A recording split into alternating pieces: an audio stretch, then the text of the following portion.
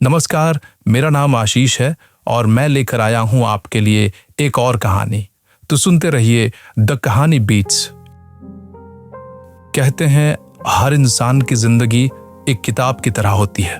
कुछ पन्ने खुले होते हैं जिन्हें सब पढ़ सकते हैं और कुछ पन्ने ऐसे होते हैं जो हमेशा के लिए बंद रहते हैं, जिन पर सिर्फ राजों की धूल जमी होती है। मैं आज आपको एक ऐसी कहानी सुनाने वाला हूं जो जिंदगी के उन अनकहे राजों से पर्दा उठाएगी जिन्हें हम अक्सर अनदेखा कर देते हैं। एक ऐसी कहानी जिसमें प्यार है, धोखा है और है एक ऐसा मोड़ जो आपकी सोच से परे है। शहर सूरजगढ़ की उन धुंधली गलियों में जहां अक्सर सूरज की रोशनी भी पूरी तरह नहीं पहुंच पाती, एक आदमी रहता था जिसका नाम था अर्जुन। अर्जुन एक ऐसा नाम जो वीरता का प्रतीक है, लेकिन उसकी जिंदगी में वीर जैसा कुछ भी नहीं था। वो अपनी दुनिया में खोया रहता था, एक सामान्य सी जिंदगी जी रहा था जब तक कि वो अक्टूबर का महीना नहीं आया। अक्टूबर का वो महीना जिसने उसकी जिंदगी को हमेशा के लिए बदल दिया। अर्जुन एक बैंक में काम करता था। एक साधारण सी नौकरी, एक साधारण सी जिंदगी। हर सुबह उठना, दफ्तर जाना, काम करना और शाम को घर लौटाना। उसकी जिंदगी में कोई रोमांच नहीं था, कोई उत्साह नहीं था, बस एक नीरस दिनचर्या। लेकिन उसे नहीं पता था कि उसकी नीरस जिंदगी में भी एक तूफान आने वाला है। यह सब शुरू हुआ एक पुरानी हवेली से, एक ऐसी हवेली जिसके बारे में सूरजगढ़ में कई कहानियां प्रचलित थीं। कुछ लोग कहते थे कि वो हवेली भूतिया है, कुछ कहते थे कि वहां खजाना छिपा है और कुछ कहते थे कि वहां आज भी उस हवेली के पुराने मालिक की आत्मा भटक रही है जो अपनी अधूरी मोहब्बत के लिए तड़प रही है। अर्जुन को उन बातों पर कभी यकीन नहीं हुआ। वो एक पढ़ा लिखा इंसान था, उसे लगता था ये सब बस लोगों द्वारा फैलाई गई अफवाहें हैं। लेकिन एक दिन एक अजीबोगरीब घटना घटी। अर्जुन को उस पुरानी हवेली से एक पार्सल मिला। पार्सल में एक पुरानी डायरी थी और डायरी के साथ एक छोटा सा नोट। नोट पर सिर्फ इतना लिखा था, तुम्हारी जिंदगी का सच इस डायरी में छिपा है। अर्जुन हैरान रह गया। उसे समझ नहीं आ रहा था कि यह सब क्या है और उसे यह पार्सल किसने भेजा है। उसका दिल तेजी से धड़कने लगा। उसे महसूस हुआ कि अब उसकी जिंदगी पहले जैसी नहीं रहने वाली। वो डायरी, वो नोट, ये सब क्या था? क्या सच में उसकी जिंदगी का कोई ऐसा राज था जिससे वो अनजान था?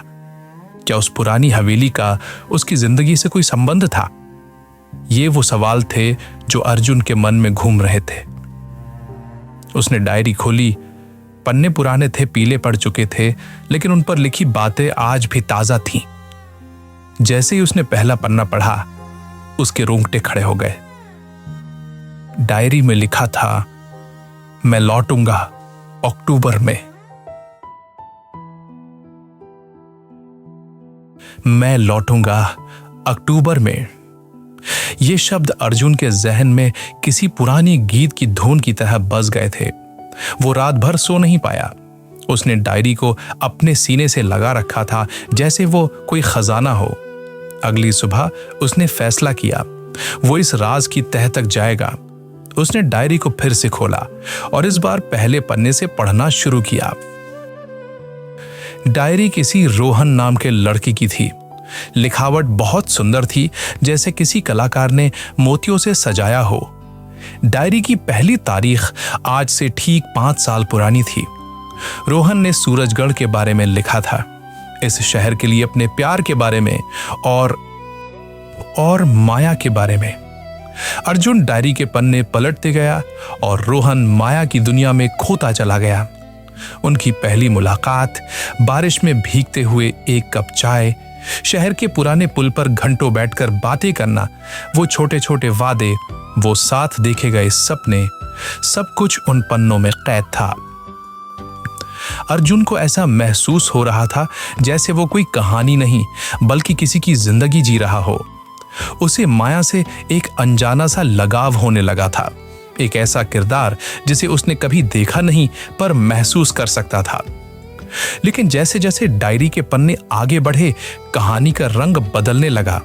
खुशी की जगह एक अनजाना सा डर लेने लगा। रोहन के शब्दों में एक बेचैनी थी। उसने लिखा था कि कोई है जो उन्हें देख रहा है, कोई है जो उनकी खुशी से खुश नहीं है। उसने लिखा था कि उसे लगता है कि उसका वक्त पूरा हो रहा है। एक पन्ने पर लिखा था, आज माया बहुत डरी हुई थी। उसने मुझसे कहा कि हमें यह शहर छोड़ देना चाहिए, लेकिन मैं कहां जाता, मेरा तो सब कुछ यहीं है। मैंने उससे वादा किया है कि मैं उसे कुछ नहीं होने दूंगा, लेकिन मेरा दिल जानता है यह तूफान सब कुछ तबाह कर देगा। अर्जुन का दिल डूबने लगा। यह सब क्या था? कौन था वो तीसरा शख्स? अर्जुन का काम में मन नहीं लग रहा था। वो बैंक में बैठा तो था, लेकिन उसका दिमाग रोहन और माया की कहानी में उलझा हुआ था। उसके साथ काम करने वाले विकास में उसकी हालत देखी। विकास ने उसके कंधे पर हाथ रखते हुए चिंता से कहा, भाई सब ठीक है? आजकल बड़े खोए खोए रहते हो। अर्जुन ने एक झूठी मुस्कान के साथ कहा, नहीं कुछ नहीं, बस थोड़ी थकान है, काम का बोझ है ज्यादा आजकल। विकास ने यकीन नहीं किया, लेकिन ज्यादा कुछ नहीं कहा। वो जानता था कि अर्जुन कुछ छिपा रहा है। उस रात अर्जुन उस डायरी के उस हिस्से पर पहुंचा जहां तारीख थी 15 अक्टूबर, आज से ठीक 5 साल पहले की तारीख। उस पन्ने पर स्याही थोड़ी फैली हुई थी, जैसे लिखते वक्त किसी के हाथ कांप रहे हों। उसमें लिखा था, उसने मुझे देख लिया। वो जानता है आज मैं माया से आखिरी बार मिलने जा रहा हूं, स्याह नदी के उसी पुराने पुल पर जहां हम पहली बार मिले थे। मैंने उसे वहां बुलाया है। मुझे उसे सब सच बताना होगा। अगर आज मैं वापस ना लौटूं तो समझ लेना कि इस कहानी का अंत हो गया है। लेकिन मैं वादा करता हूं, मैं लौटूंगा, चाहे कुछ भी हो जाए। मैं अक्टूबर में जरूर लौटूंगा। अर्जुन ने डायरी बंद कर दी। उसके हाथ कांप रहे थे। स्याह नदी का पुराना पुल, वो जगह आज भी शहर में वीरान मानी जाती थी। 15 अक्टूबर, और आज भी अक्टूबर का ही महीना चल रहा था। एक अजीब सा ख्याल उसके मन में आया। क्या उसे उस पुल पर जाना चाहिए? क्या वहां उसे अपने सवालों के जवाब मिलेंगे, या फिर एक नया सवाल उसका इंतजार कर रहा होगा? उसका दिल कह रहा था कि यह खतरनाक है, लेकिन उसका दिमाग जानने की जिद पर अड़ा था।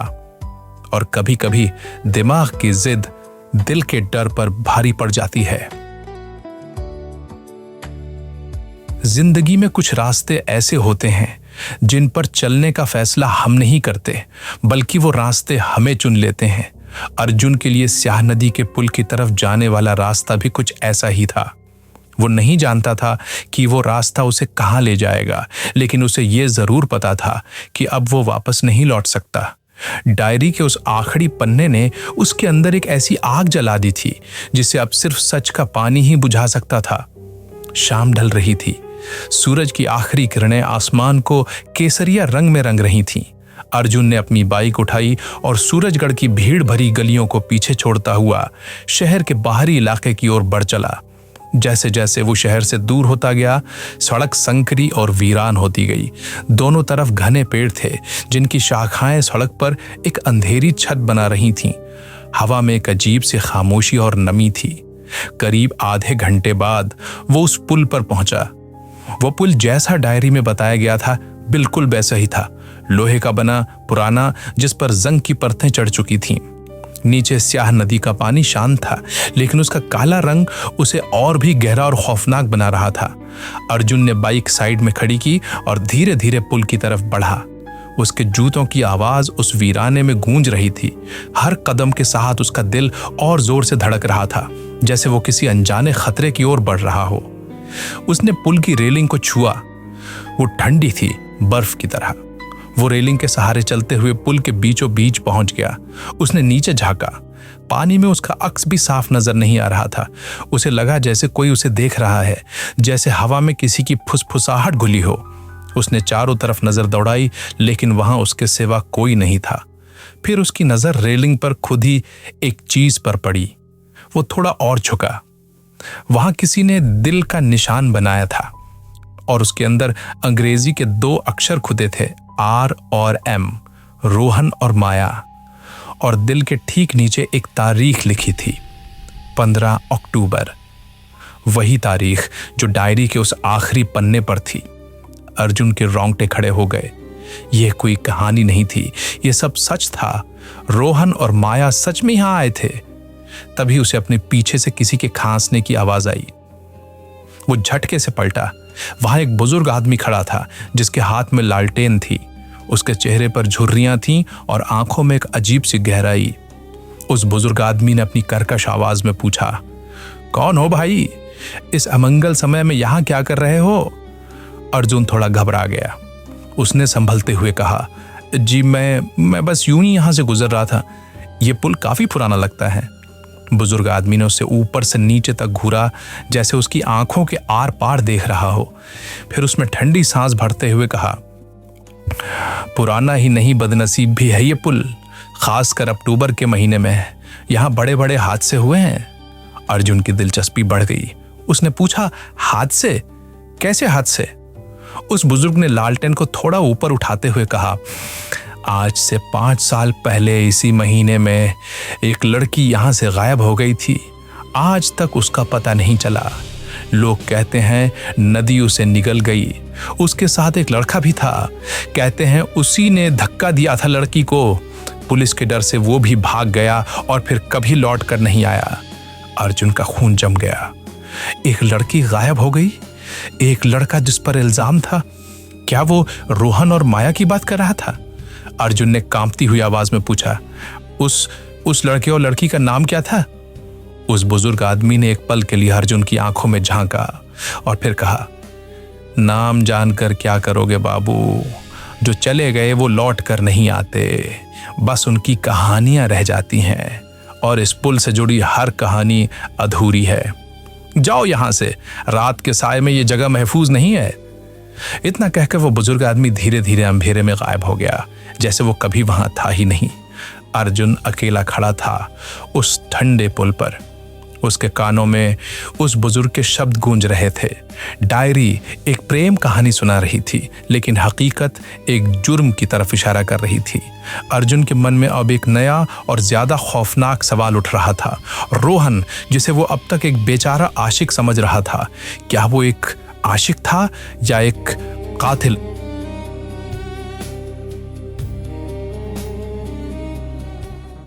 कहानियों और हकीकत में बस एक धागे भर का फासला होता है।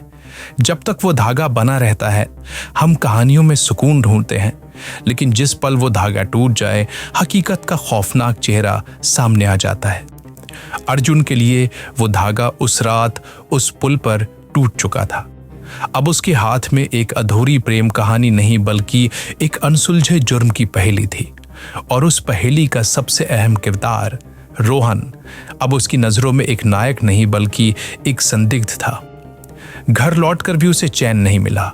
वो बुजुर्ग आदमी के शब्द, उसी ने धक्का दिया था लड़की को, उसके कानों में जहर की तरह घुल रहे थे। डायरी अब उसे एक खूबसूरत याद नहीं, बल्कि एक मुजरिम का कबूलनामा लग रही थी। उसे नींद नहीं आई। उसके दिमाग में एक कश्मकश चल रही थी। क्या वो इस राज को यहीं दफना कर दे, या फिर उस हकीकत को कुरेदे जिसके नीचे शायद और भी गहरे और अंधेरे राज छिपे हों। सुबह होते होते उसने फैसला कर लिया, वो सच जान कर रहेगा। अगर रोहन कातिल था तो वो ये सच सबके सामने लाएगा, और अगर वो बेगुनाह था तो वो उस पर लगे दाग तो मिटाएगा। लेकिन सवाल ये था कि शुरुआत कहां से की जाए। पुलिस के पास वो जा नहीं सकता था।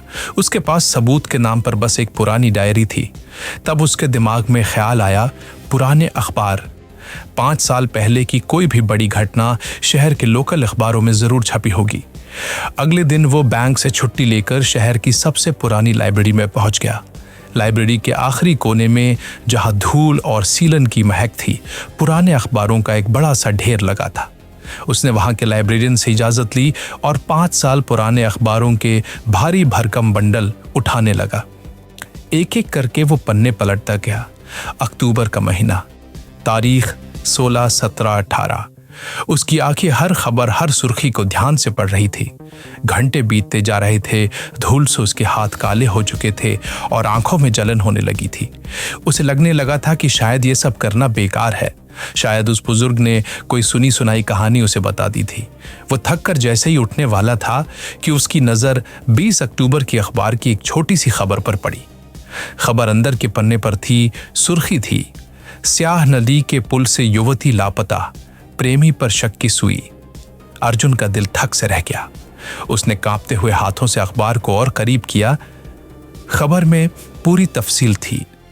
शहर के जाने माने बिजनेसमैन श्री अवधेश शर्मा की बेटी माया शर्मा 15 अक्टूबर की रात से लापता है।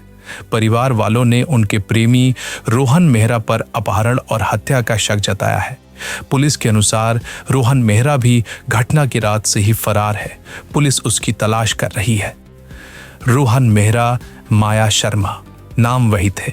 ये सब सच था, लेकिन अखबार के उस टुकड़े में कुछ ऐसा था जिसने अर्जुन के पैरों तले जमीन खिसका दी। खबर के साथ एक छोटी सी धुंधली सी तस्वीर छपी थी। तस्वीर के नीचे नाम लिखा था, रोहन मेहरा। अर्जुन ने तस्वीर को गौर से देखा। एक पल के लिए उसे अपनी आंखों पर यकीन नहीं हुआ। उसका सर चकराने लगा। लाइब्रेरी की खामोशी में उसे अपने दिल की धड़कनें साफ सुनाई दे रही थीं। अखबार उसके हाथ से छूटकर नीचे गिर पड़ा। उस तस्वीर में जो चेहरा था, वो चेहरा किसी और का नहीं था। वो चेहरा अर्जुन का था।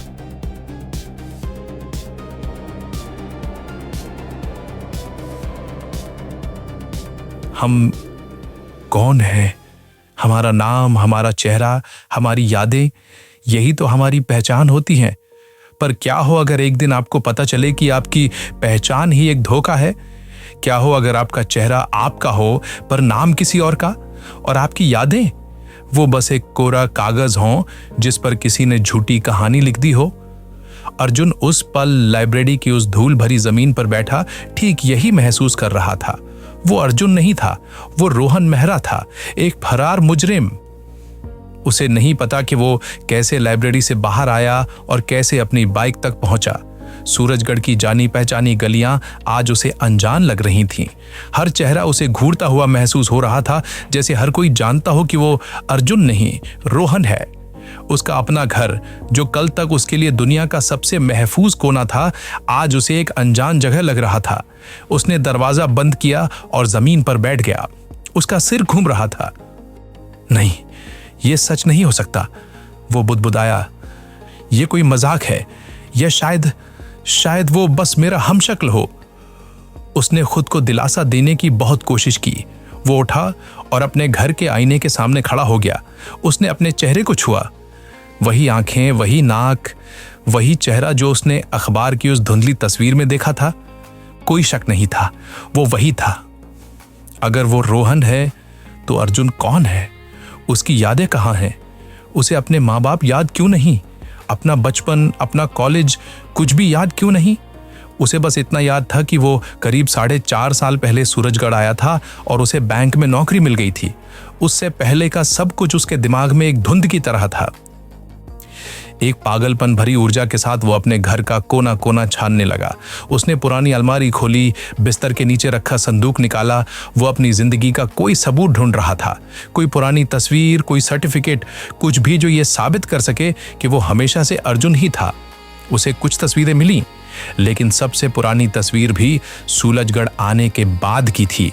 उसके बचपन की एक भी तस्वीर नहीं थी। उसकी स्कूल या कॉलेज का कोई दोस्त नहीं था, कोई रिश्तेदार नहीं था जो उससे मिलने आता हो। उसकी जिंदगी 4.5 साल पहले ही शुरू हुई थी। वो थक कर जमीन पर बैठ गया। उसके चारों तरफ सामान बिखरा पड़ा था। वो एक ऐसा इंसान था जिसका कोई अतीत नहीं था, और उसका जो अतीत था वो एक कातिल का था। तभी उसकी नजर उस गत्ते के डिब्बे पर पड़ी जिसमें डायरी आई थी। उसने उसे उठाकर फेंक दिया था। वो दौड़कर गया और कूड़ेदान से वो डिब्बा निकाला। तुम्हारी जिंदगी का सच इस डायरी में छिपा है। इस नोट की ये लाइन अब उसे और भी ज्यादा खौफनाक लग रही थी। उसने डिब्बे को गौर से देखना शुरू किया। क्या पता इसमें कोई और सुराग हो। वो उसे फाड़ने ही वाला था कि उसे डिब्बे के नीचे कुछ अजीब लगा। गत्ते की एक परत उखड़ी हुई थी। उसने अपना नाखून लगाकर उसे खींचा। उसके नीचे एक और छोटी सी चीज छिपी हुई थी, एक पुरानी जंग लगी हुई चाबी। चाबी के साथ एक और छोटा सा कागज का टुकड़ा था जिस पर सिर्फ 3 शब्द लिखे थे, सच का ताला। अर्जुन ने उस चाबी को अपनी हथेली पर रखा। वो ठंडी थी, लेकिन अर्जुन को महसूस हुआ जैसे उसने कोई जलता हुआ कोयला पकड़ लिया हो। ये क्या था? ये किस चीज की चाबी थी? क्या इसी चाबी से उसकी खोई हुई यादों का दरवाजा खुलने वाला था? वो जानता था कि इस चाबी से खुलने वाला ताला उसे उन जवाबों तक ले जाएगा जिनसे वो शायद अब तक भाग रहा था। वो जवाब शायद और भी ज्यादा दर्दनाक हों। शायद सच जानने के बाद उसकी ये झूठी जिंदगी भी उससे छिन जाए। लेकिन अब कोई चारा नहीं था। उसे नहीं पता कि यह ताला कहाँ मिलेगा, लेकिन वो जानता था कि अब उसकी जिंदगी का मकसद सिर्फ इस चाबी और इसके ताले को ढूंढना है, क्योंकि उस ताले के पीछे सिर्फ रोहन का अतीत नहीं, बल्कि अर्जुन का भविष्य भी तय था। कभी कभी जिंदगी हमें एक ऐसे मोड़ पर लाकर खड़ा कर देती है जहां आगे रास्ता नहीं होता और पीछे लौटना नामुमकिन होता है। उस मोड़ पर हमें सिर्फ एक ही चीज चुननी होती है, सच, चाहे वो सच कितना भी तकलीफ देह क्यों ना हो। अर्जुन के लिए वो चाबी उस सच का दरवाजा थी। वो जानता था कि इस दरवाजे के पार या तो आजादी है या फिर उम्र कैद। चाबी पर एक बैंक का नाम और एक लॉकर का नंबर लिखा था। ये वो बैंक नहीं था जहां वो काम करता था, बल्कि शहर के पुराने बाजार की एक पुरानी ब्रांच थी। अगले दिन उसके कदम खुद ब खुद उस बैंक की ओर बढ़ गए। उसका दिल किसी कैदी की तरह सीने में फड़फड़ा रहा था जो अपनी सजा का इंतजार कर रहा हो। उसने कांपते हुए हाथों से मैनेजर को वो चाबी और अपना पहचान पत्र दिया। सारी औपचारिकताएं पूरी करने के बाद एक कर्मचारी उसे बैंक के तहखाने में बने वॉल्ट की ओर ले गया। लोहे का भारी दरवाजा एक गड़गड़ाहट के साथ खुला। अंदर ठंडी और खामोश हवा थी। कर्मचारी ने एक छोटे से लॉकर की ओर इशारा किया और उसे अकेला छोड़कर बाहर चला गया। अर्जुन ने एक गहरी सांस ली और चाबी को ताले में घुमाया। क्लिक की एक छोटी सी आवाज उस सन्नाटे में तोप के गोले की तरह गूंजी। उसने लॉकर खोला। अंदर एक और डायरी रखी थी, लेकिन यह डायरी रोहन की नहीं थी। इसकी लिखावट अलग थी, नाजुक। डायरी के ऊपर एक लिफाफा रखा था। अर्जुन ने पहले डायरी उठाई। उसने पहला पन्ना खोला। उस पर नाम लिखा था, माया शर्मा। यह माया की डायरी थी। अर्जुन, या कहें रोहन के हाथ कांप रहे थे। उसने डायरी का आखिरी पन्ना खोला। 15 अक्टूबर, उसी दिन की एंट्री। आज रोहन से आखिरी बार मिलूंगी। पापा मान नहीं रहे हैं। उनके बिजनेस पार्टनर का बेटा विक्रम मुझसे शादी करना चाहता है। वो एक वहशी इंसान है। उसने मुझे धमकी दी है कि अगर मैंने उससे शादी नहीं की तो वो रोहन को मार देगा। पापा भी उसकी ताकत से डरते हैं। हमने एक फैसला किया है, आज रात हम भाग जाएंगे। पापा के एक पुराने दोस्त ने रोहन के लिए एक नई पहचान का इंतजाम किया है। रोहन कुछ दिन छिपकर रहेगा और फिर मैं उसके पास चली जाऊंगी। डर लग रहा है, लेकिन रोहन के लिए मैं कुछ भी कर सकती हूं। मुझे बस इतना पता है कि हमारा प्यार जीतेगा। रोहन की आंखों से आंसू बहने लगे। वो कातिल नहीं था। वो तो माया को बचाने की कोशिश कर रहा था। लेकिन फिर उस रात पुल पर क्या हुआ था? उसने कांपते हुए हाथों से वो लिफाफा उठाया। उस पर भेजने वाले का नाम नहीं था। उसने लिफाफा खोला। अंदर एक खत था और उस खत में लिखा था, बेटा रोहन, अगर तुम ये खत पढ़ रहे हो तो इसका मतलब है कि मैं अब इस दुनिया में नहीं हूं या जाने की तैयारी में हूं। मैं माया का बदनसीब बाप अवधेश शर्मा हूं। मैं ही वो गुनहगार हूं जिसने तुम्हारी जिंदगी बर्बाद कर दी। उस रात विक्रम को तुम्हारे प्लान के बारे में पता चल गया था। वो अपने गुंडों के साथ पुल पर पहुंच गया। उसने तुम्हें बहुत मारा, इतना कि तुम अधमरे हो गए। जब उसने माया को जबरदस्ती ले जाने की कोशिश की तो छीना झपटी में माया का पैर फिसल गया और वो नदी में गिर गई। विक्रम ने सबको यही बताया कि तुमने उसे धक्का दिया है। मैं भी उसकी बातों में आ गया था, लेकिन बाद में मेरे एक वफादार नौकर ने मुझे सच बता दिया, पर तब तक बहुत देर हो चुकी थी। विक्रम बहुत ताकतवर था। मैं उससे लड़ नहीं सकता था। तुम्हारे सिर पर गहरी चोट आई थी और तुम अपनी याददाश्त खो चुके थे। तुम्हें बचाने का सिर्फ एक ही रास्ता था। मैंने तुम्हें अर्जुन की नई पहचान दी, एक नई जिंदगी दी और सूरजगढ़ भेज दिया ताकि विक्रम तुम तक कभी ना पहुंच सके। ये डायरी और चाबी तुम्हें इसलिए भेज रहा हूं क्योंकि सच जानने का हक तुम्हें है। मुझे माफ कर देना बेटा, मैं अपनी बेटी को भी खोया और उसके प्यार को भी इंजाम नहीं दिला पाया। खत रोहन के हाथ से फिसल गया। उसकी आंखों के सामने अंधेरा छा गया। वो अर्जुन नहीं, रोहन था। वो कातिल नहीं, एक आशिक था। उसकी याददाश्त नहीं गई थी, उससे छीन ली गई थी। उसकी जिंदगी एक झूठ थी जो किसी और के गुनाहों को छिपाने के लिए लिखी गई थी। वो लॉकर रूम से बाहर निकला। बैंक के बाहर दुनिया वैसी ही चल रही थी, लेकिन रोहन के लिए सब कुछ बदल चुका था। उसे उसका नाम वापस मिल गया था, उसका अतीत वापस मिल गया था, लेकिन उस अतीत में सिवाय दर्द और धोखे के कुछ नहीं था। कहानी के आखिर में रोहन एक बार फिर उसी स्याह नदी के पुल पर खड़ा था। अक्टूबर की वही ठंडी हवा चल रही थी। आज वो यहां एक अनजान पहेली को सुलझाने नहीं, बल्कि अपनी खोई हुई मोहब्बत को याद करने आया था। उसे इंसाफ मिल गया था, लेकिन उसकी माया अब कभी लौट कर नहीं आने वाली थी। अक्टूबर का वो आदमी लौट आया था, लेकिन उसकी वापसी की कहानी में जीत का जश्न नहीं, बल्कि एक अंतहीन खामोशी का मातम था। और कुछ कहानियां शायद ऐसी ही होती हैं, जिनका अंत तो होता है, पर वो कभी पूरी नहीं होती। अगर कहानी अच्छी लगी हो तो जल्दी से लाइक करो, दोस्तों के साथ शेयर करो और द कहानी बीट्स को सब्सक्राइब करना बिल्कुल मत भूलना। और हाँ, बेल आइकन भी दबा दो ताकि जब भी नई कहानी आए तो सबसे पहले आपको मिले। धन्यवाद दोस्तों, सुनते रहिए हमारी कहानियां।